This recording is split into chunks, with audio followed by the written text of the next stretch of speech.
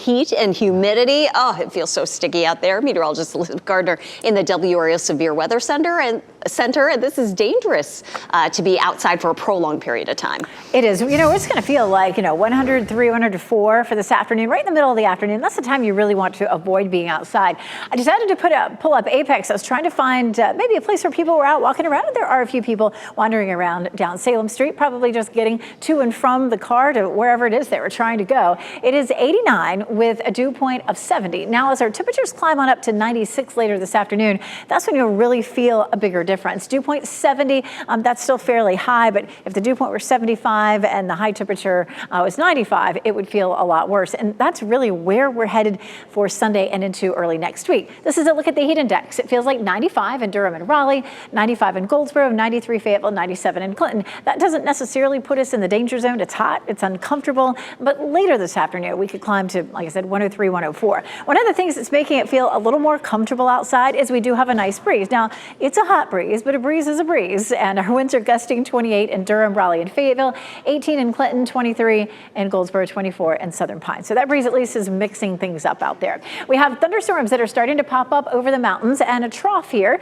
in the western Piedmont. Those thunderstorms are going to make a run at North Carolina, or I should say our part of North Carolina, and really not have much success. We have a small 20% chance of storms this afternoon. Most of the storms that come off the mountains and head our way will fizzle before they make it here.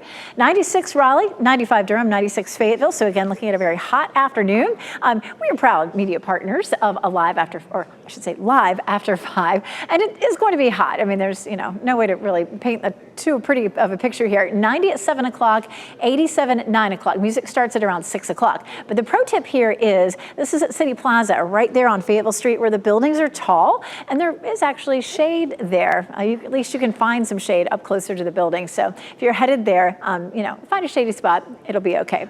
Our intense heat really picks up on Sunday. 98 Sunday, 99 Monday, 99 Tuesday, 98 on Wednesday. So it's a big heat wave, biggest heat wave that we've seen, of course, this year.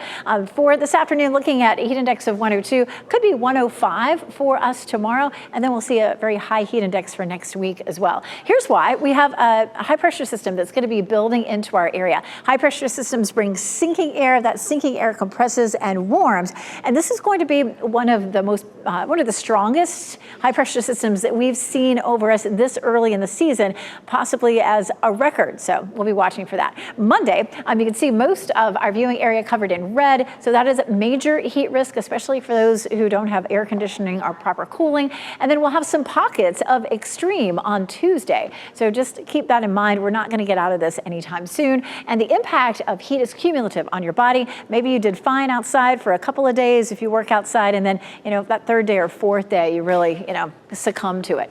All right, we're going to talk a little bit more about Thursday in just a few minutes. We do have a weather alert day for the chance of some severe storms. I'll walk you through Futurecast coming up.